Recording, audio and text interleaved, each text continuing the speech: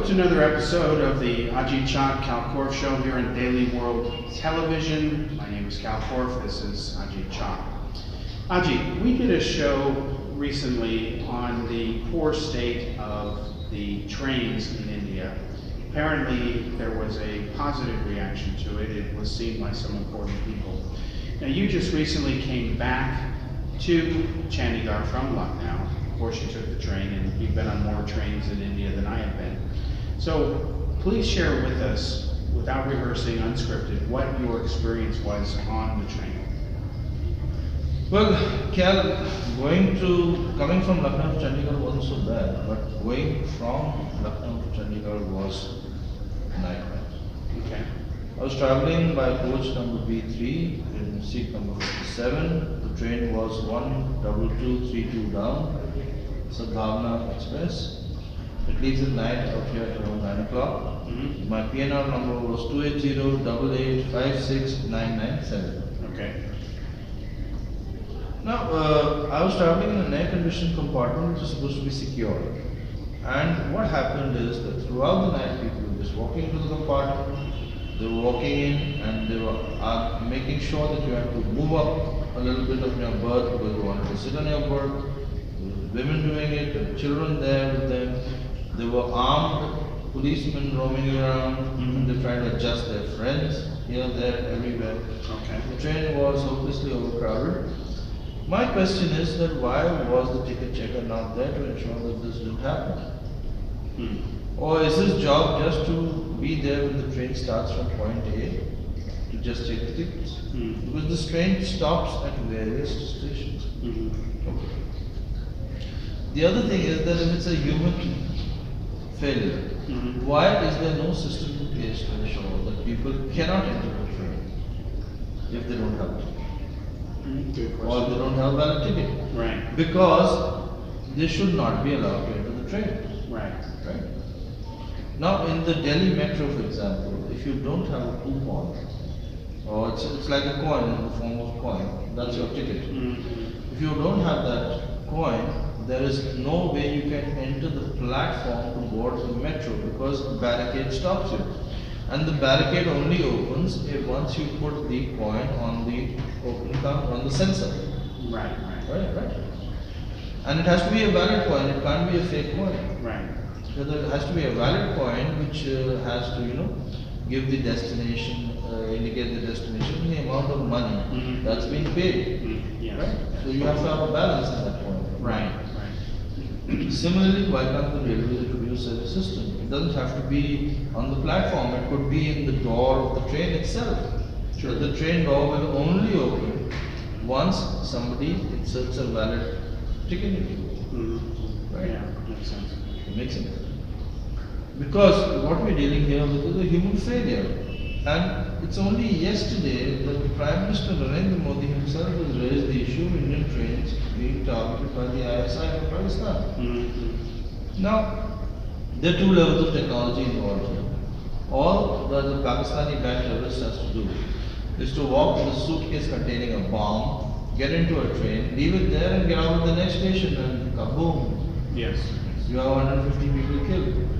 The other level of technology is that Pakistani intelligence agencies outsource this Yes. to somebody with a good spanner. Yeah. And just tell him, okay, here's 10,000 rupees, go and open a couple of fish plates on some of the tracks in your house. And the guy does it for those 10,000 rupees, not realizing that he's going to kill 100 people. Now all these systems are dependent on the employees of the railways to safeguard the railways. Right.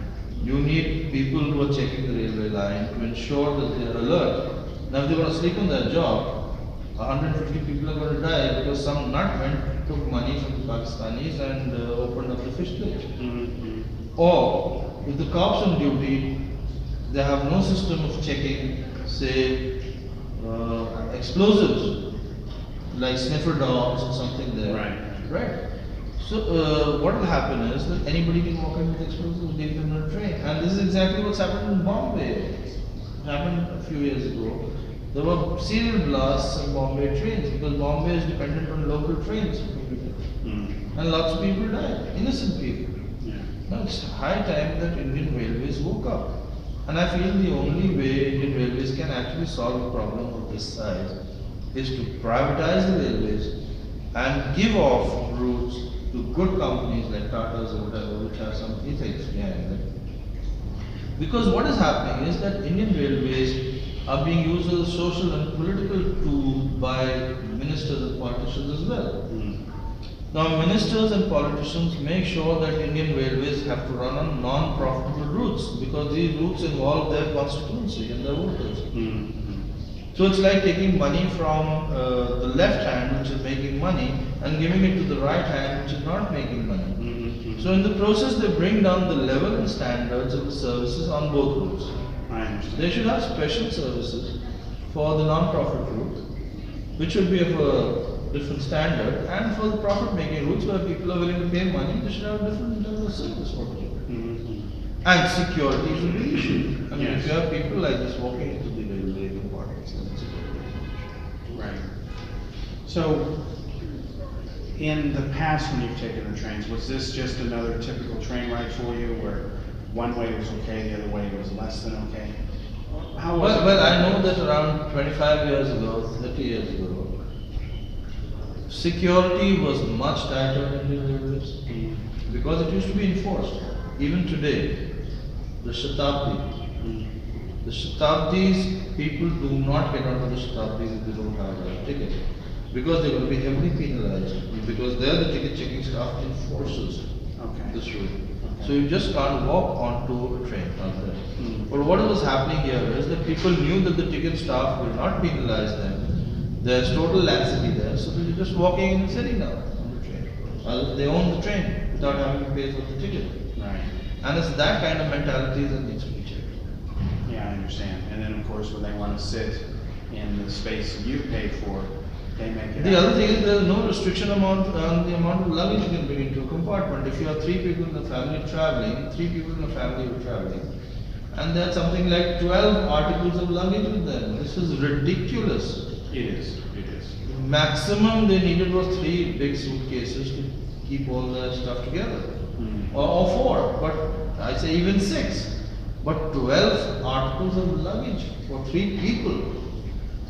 That place is full of luggage. Yeah, I understand. I remember one time there was this family that had such a big piece of luggage that it actually almost filled from the floor into the common aisle. Yeah. It was that big, and you couldn't put anything under the yoke because It was too big, too high. Yeah, but it was so long. It was one of the biggest ones I've ever seen, and they didn't care what it did to everyone else in the space. It was all about them. And then they let their baby wander around without a diaper on, and the baby crapped, and a bunch of other stuff. We talked about that before. And they just smiled and laughed, and Yeah, they take it as a big thing, the baby goes around fiddling in the compartments. That's another issue. There are no social hygiene or social fencing.